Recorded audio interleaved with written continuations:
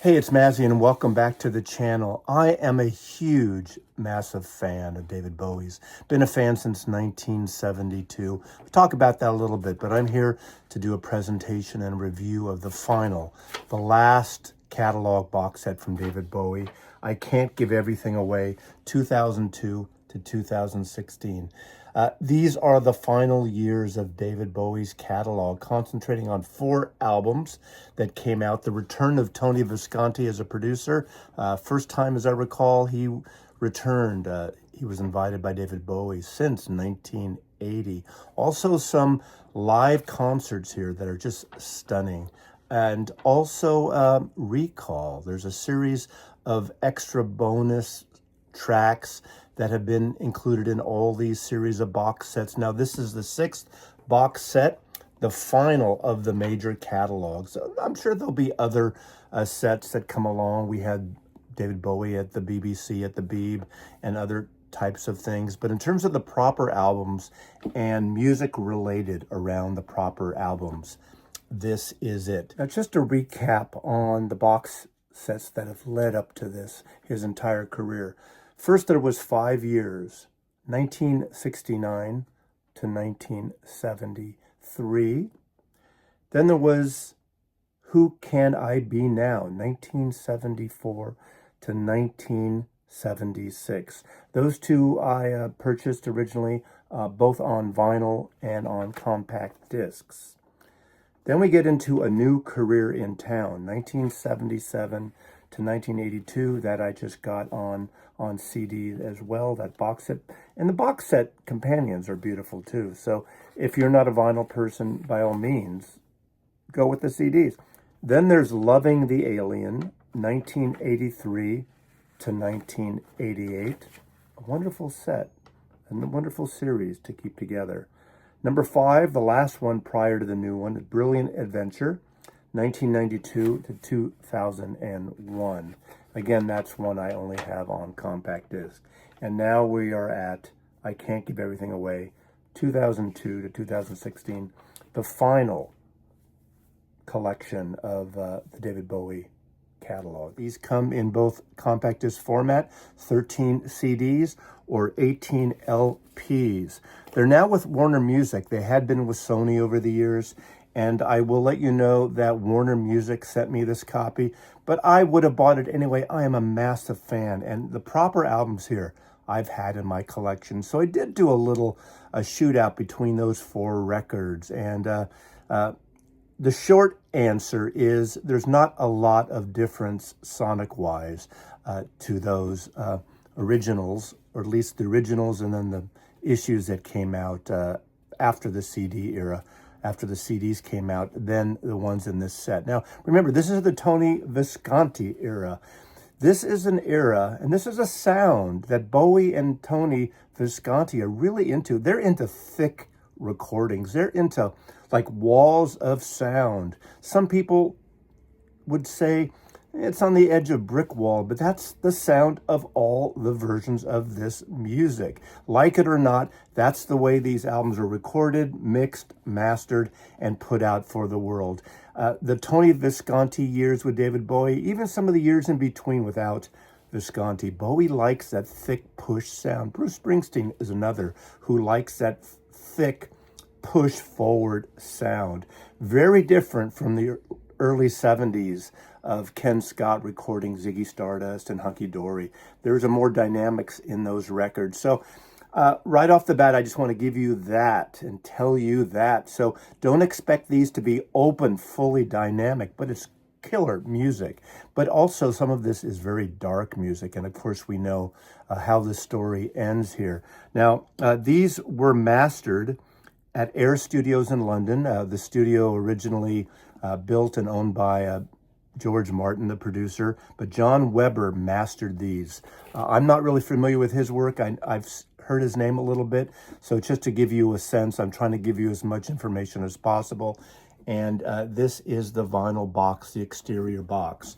I'm going to go through this set, give you a showcase visually of it, talk about my opinions. Later in the end, I'll show you some sample pages from the book. 'Cause what I like about these kind of sets, I do like artwork and books, and the artwork in Bowie's case is a major part of his artistic aesthetic. So I think you can't deny the greatness of that, and sometimes controversial as some of these records I show you. So first I'm going to go through the 4 studio albums that this whole box set is revolved around. 2002's Heathen. Bowie contacts Tony Visconti out of the blue, even though they had kept in touch. They hadn't recorded together since 1980, and he wanted to do another record. He was ready to come out of retirement in a way. He hadn't really done anything in terms of a full album. There were songs here and there. You'll hear it on Recall, songs he did a one-off here, a one-off there over the years.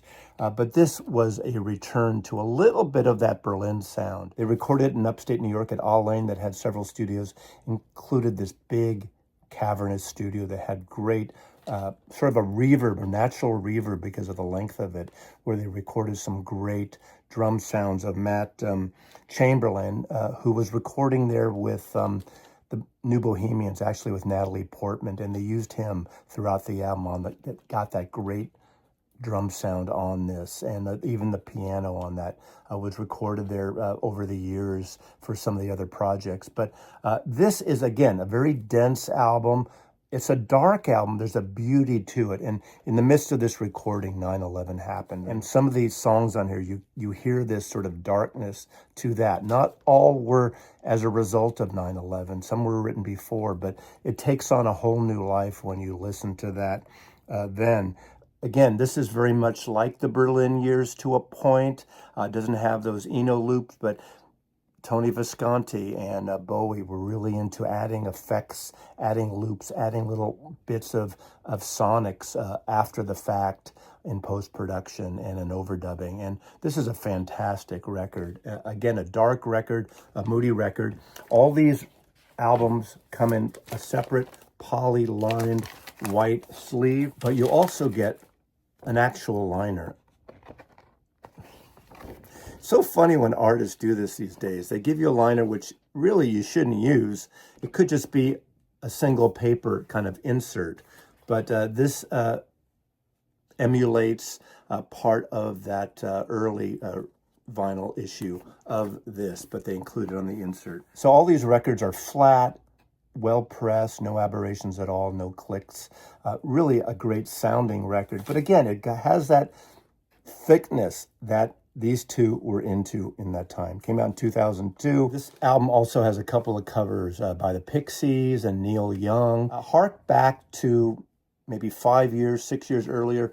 You know Bowie was a fan of Scott Walker and Scott Walker's Tilt album. The darkness, the moodiness, the dread of that album. There's, he notches it up a little bit here. Wonderful record, Heathen, from 2002. Then in 2003, Reality comes out. Very soon after that last album, Heathen, he gets in the studio. He works with his touring band of the time and makes it. This is a more upbeat, this is more of an open, airy album. In terms of the sonics, this is the one that maybe sounds the best in terms of the people that like the openness and the airy sound and a lot more dynamics in the music. There's more rock and roll. It's probably a lighter sound, not as layered as the other, although there are a lot of loops and effects put on here. But you probably hear each instrument in an isolated way more on this record. Now, I love this record, Reality. There are a couple of covers on here too. He does Try Some, Buy Some, Ronnie Spector single that he didn't realize at the time that George Harrison actually wrote it, and it became a bit of a tribute because this was the first album Bowie did that came out after George Harrison passed away. There's a really version of it. That's probably one of the thickest songs because it has that Phil Spector-like sound on it. My favorite song on the album, New Killer Star, that opens up. I love the version of Jonathan Richman, Pablo Picasso. Really great, really rock and roll. It's a great rock and roll song. And the final song on this album that blew me away is Bring Me the Disco King, with this beautiful jazzy kind of very open Mike Garson piano playing. I just love it. It goes on for, I don't know, 8, 9 minutes or something. And apparently, according to the notes, and again, that's another reason to have this book and read these notes by Tony Visconti. It goes on for 8 minutes, and it was a song that Bowie had written that sort of put away for a while. It originally was going to be an upbeat disco song, and he found it needed more air and open, and when he slowed it down and he recorded it like this, it's a brilliant, brilliant song. This whole record, Looking for Water, is probably another of my favorites on here. This is more reminiscent to some of his 70s stuff at times, with a little of the upbeat Let's Dance period a little bit. This cover is not without its controversy, but I absolutely like it. This animated illustration by Rex Ray. Ironically, Rex Ray in San Francisco had a studio above my office for a number of years. And once I knew this was coming out, he mentioned he was working with Bowie. It's supposed to be a big secret. I saw some of the sketches and some of the projects he was working on leading up to this. Rex Ray passed away some years ago, but the designer Jonathan Barnbrook brought him in, and even Jonathan admits this is his less successful album. He likes the illustration, but he doesn't really like the treatment he did type-wise and everything together as a whole. Some people I know dislike this. I actually like this record. My son loves it. Of course, he was into Japanese anime, and he thinks this is a great record. But I think this, again, sonically, this might be the most open, airy, dynamic of all the studio albums here. And that doesn't mean it's necessarily the best, but it's more of probably the album out of these four that is not as dark as the rest. And this is David Bowie's Reality from 2003. Now, this one in the box also comes with a separate book that came out with the Music on Vinyl set that has all the lyrics. But this is probably the album I play the most, aside from the final one, Black Star. And this tour, which we'll talk about when I showcase the live albums. The last time I saw David Bowie was the Reality Tour at the Berkeley Community Theater. First time I saw him was at Winterland 1972, Ziggy Stardust. I got that song, Starman, in my head from hearing it on the radio and bought a ticket. 500 people showed up in an auditorium of Winterland that holds 5,000. Unfortunately, I saw Bowie 5 or 6 times over the year, and the last time, of course, was the Reality Tour. I love this record. So Bowie tours the world with a Reality Tour and takes a break, another hiatus that lasted 10 years between studio albums.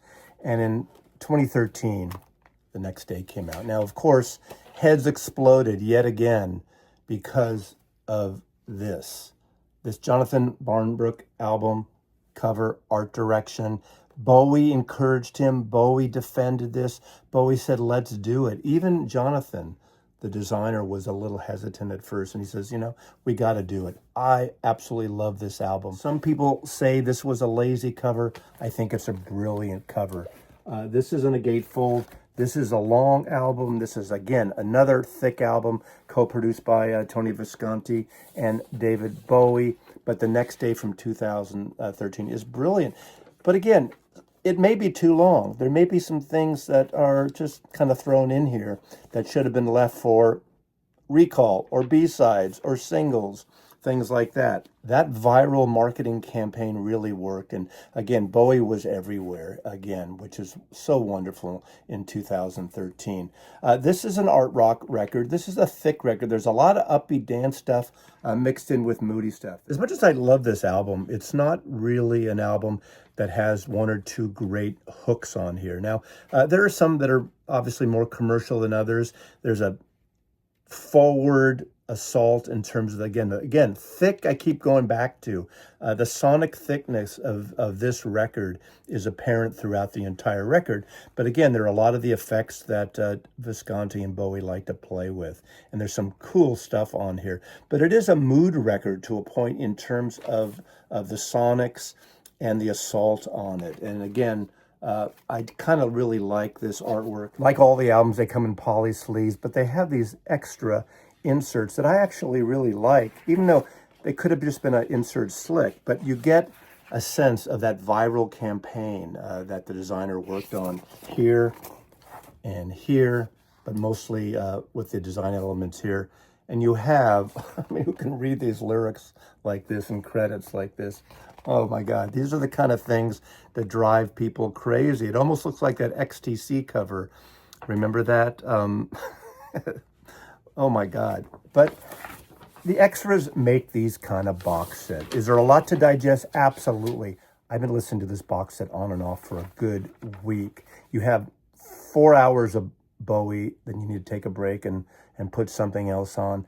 And then later that evening, you have another 2 hours of Bowie. And I went that back and forth, literally for a week, mixing the records in the box set with some of those early or original pressings I had. But that is the next day. Art, modern funk a little bit. There's some soul in it. You know, Bowie has always come through the soul thing, going back to, you know, obviously Let's Dance, and before that with Fame and that period. That's when Young Americans, when Bowie really got into the black soul music and funk music with Carlos Alomar as his guitar player. Earl Slick is all over some of these records. Again, the touring bands, the great musicians he worked with.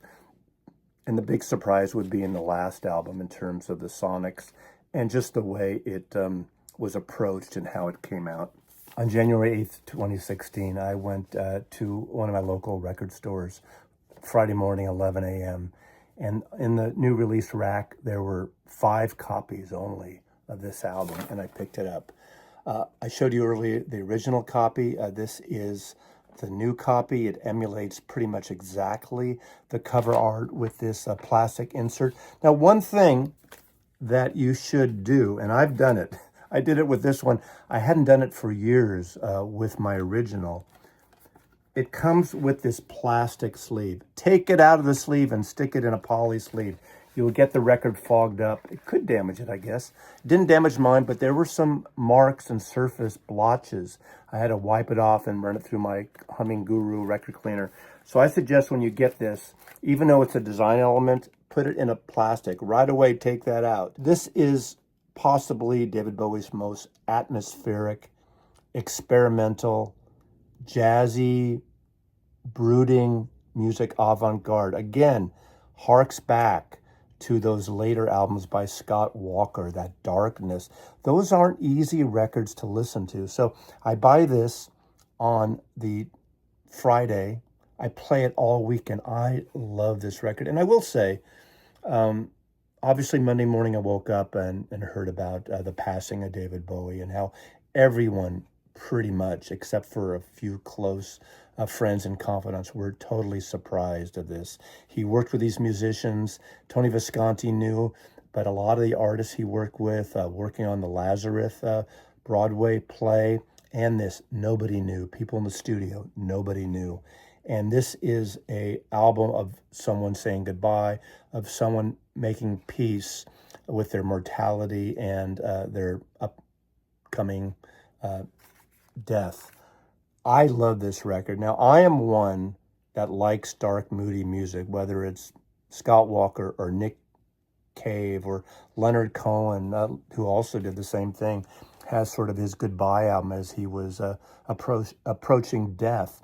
This is a stunningly beautiful record, atonal at times, avant-garde free jazz at times. I listen to this and it makes me feel good. I've heard people say they can't listen to this album anymore or they have to put it aside. Every time they go to it, they choke up. But I think that is part of the brilliance of it and what Bowie would want us not to cry, to be sad, but to maybe understand what he was going through a little bit. And I know that's impossible, but I love this record. I love, again, how the designer used these design elements that spell out Bowie in a certain way of these stars. Again, it has a gatefold. This is exactly like the original. This has a booklet. Remember, at this point, he had worked and he designed the concept of the videos that came out. And if you saw those videos as they came out around this time, they were just heartbreaking, but beautiful too. I like the black on black, as hard as it is to read. The spot varnish, it's a beautiful, beautiful design elements in here. I won't go through everything, but this is a lovely book. with the details if you can read them. I just think this is an amazing album. Now, I am going to show some things that lead up to this because some of these songs, or in the Season of Crime, we heard different versions of it 2 years prior to this. But I think this is a perfect album, one of his perfect albums. As dark as it is, as moody as it is, it's not a party record, but it's a late night, early morning record that just brings the emotion out on you. And again, these are well pressed, black vinyl. I think there's only one colored vinyl in the whole set, or one collection of colored vinyl. But this is really well done. And again, this is almost exactly like my originals. I said earlier I did compare those four. I think Black Star this time and last time are virtually identical. I didn't play every track, go back and forth all the time. But in terms of the sonics and the mastering, I think they're identical. Maybe on your equipment, you'll feel differently. Reality, I give the new one a slight edge, but the music on vinyl is excellent. I'm going to probably let those go because I don't think I need those. It's not like a normal OG copy of something. But, and same with the Heathen. I may keep it because of the artwork is different, but at this point in my life, I'm not sure if I need that. But if you have those four records, do you need this box? Well, it's up to you. It's up to you and how deep you are with David Bowie. So let's talk about the other things now. EP David Bowie. This came out in 2013, so this is around the Next Day period. This has Atomica, Love Is Lost, a Hello Steve Reich mix by James Murphy for the DFA, The Informer. I'd Rather Be High, a Venetian mix. Like a Rocket Man, Born in the UFO, God Bless the Girl. Now, other people, as I said, would have more knowledge of the different versions and some of these things. This came out around the time, I think you could order it separately. I'm not sure if it was an online thing directly, but it was an EP in coordination with that album in 2013.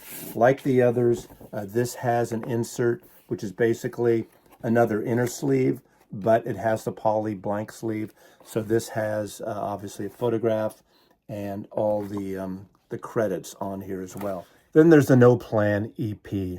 Now this is really cool because this has some of the songs that Bowie wrote for Lazarus. Broadway play. Dexter, you know, the actor who plays Dexter, the serial killer, he was on Broadway. He's a great singer, and he sang this on Broadway, and he didn't know that Bowie was sick to the extent. What's interesting about this in terms of it has a poly sleeve, but then it has the blank white in sleeve. This is kind of a waste, right? Why bother? Maybe that's how it came. I mean, you could say attention to detail is cool because it came with an inner sleeve that wasn't poly back when this came out. But this has 4 songs, and on this case, it is one-sided, and then it has etchings with those wonderful stars on the back, sort of the black star etchings. So aesthetically, it's a great companion, and it's cool stuff. Again, it's in that dark mood of the last Bowie album, but Lazarus from the Broadway play. Then there's 2 live collections. Montreux Jazz Festival, jazz. You may know that the Montreux Jazz Festival in Switzerland, Claude Nobs was the director, has opened up over the years to things that cross over, not just jazz. This is an excellent recording. I believe it's from it was video recorded. I've never seen that. I know some of this had been released, but this is the first time everything was released.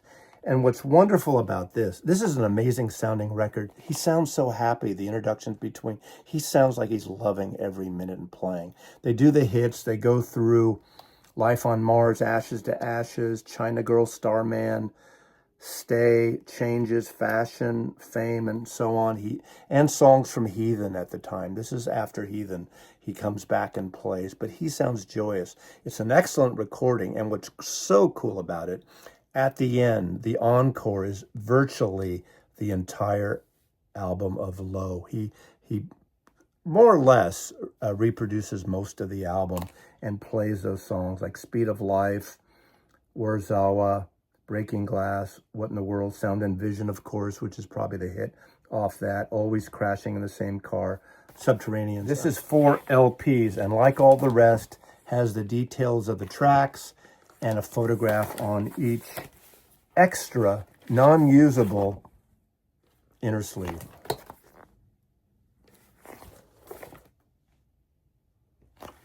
Live albums can be problematic. I do have David Bowie Live from the 70s with the blue cover, and I love that album. But I didn't keep up with a lot of the live things that have come out and released on compact disc over the years. And again, some of these have been reissued and released, and some of them have not. But this is one I'm going to listen to. I like, again, the brightness of this and the positivity of him in this time, especially after Heathen. And when you listen to what he was doing in concert and bringing back a lot of his, obviously, older tracks, mixing it in with the new tracks. This is a brilliant collection, and it's a massive collection. I did listen to all 8 sides in one sitting over the, 2-3 hours, I guess 3 hours.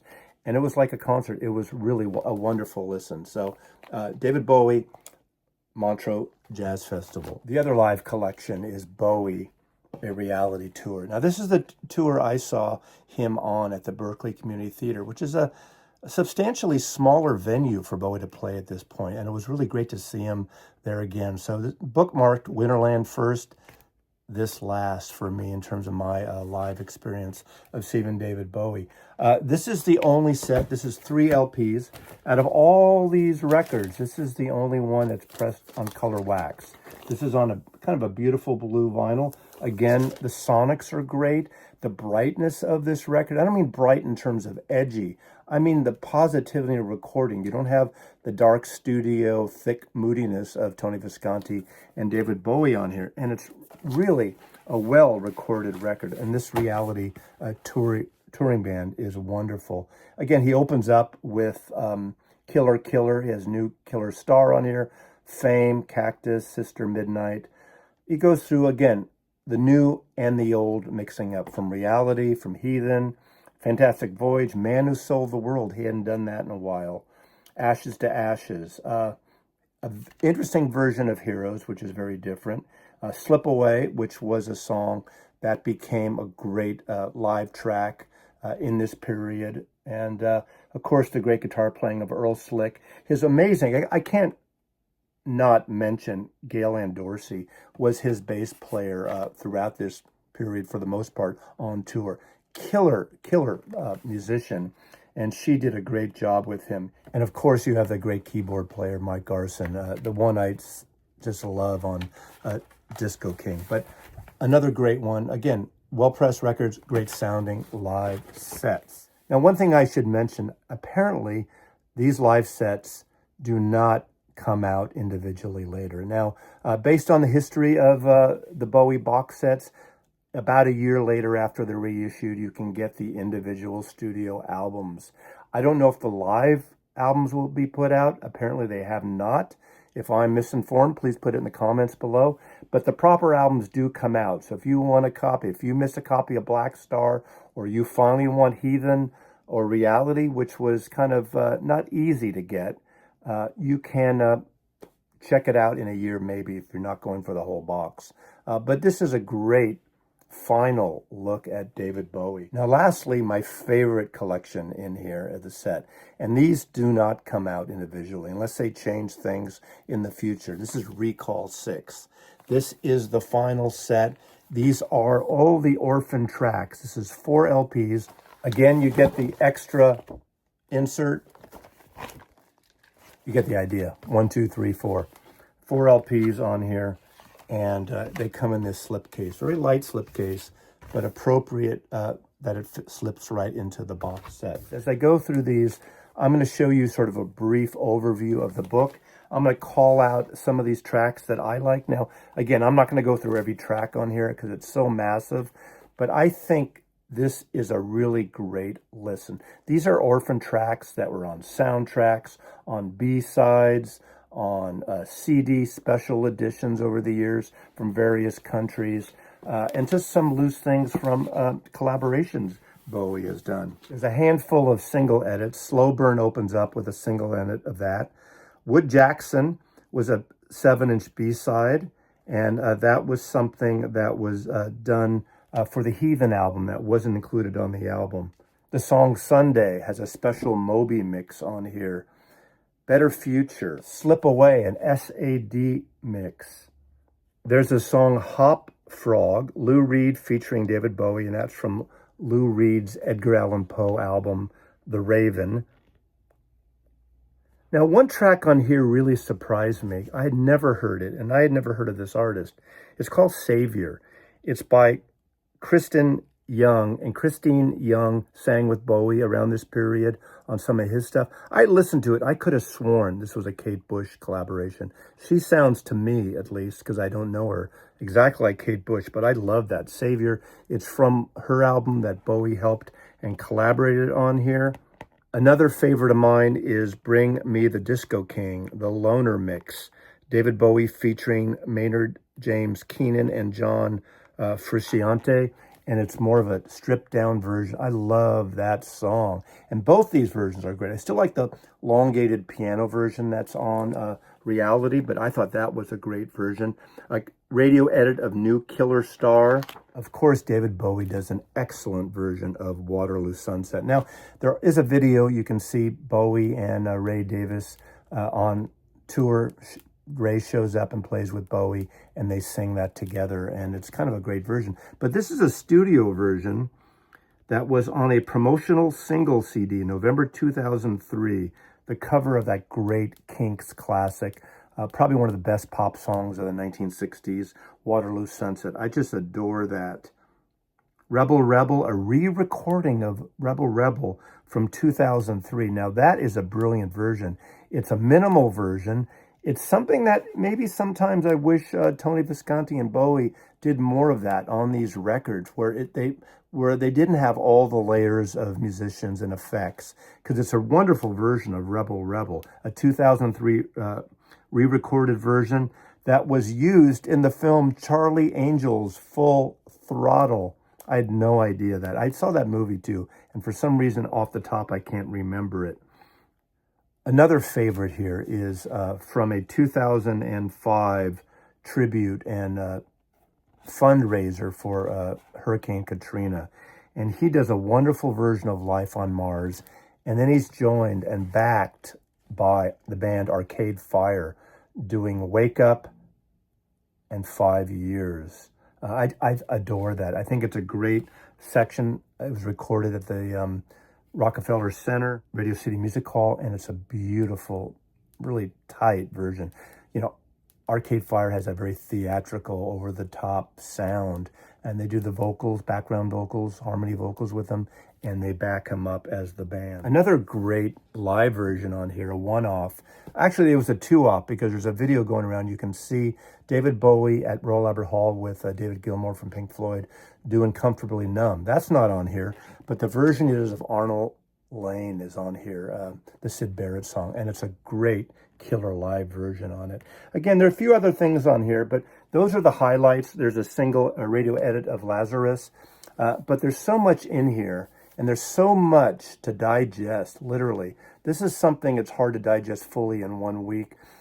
These box sets aren't for everybody, but anybody who's all in, this is a great package. Obviously, artistically, the essays by Tony Visconti and some press articles of the time when these records came out, everything from Rolling Stone to other press reviewers and posters and images, just make it for a great set in the book. So this is David Bowie's I Can't Give Everything Away, 2002 to 2016, the end of the David Bowie archive collection, at least for now, in terms of the major albums, all the albums that he released in his lifetime. So thank you for watching. Mazzy loves you.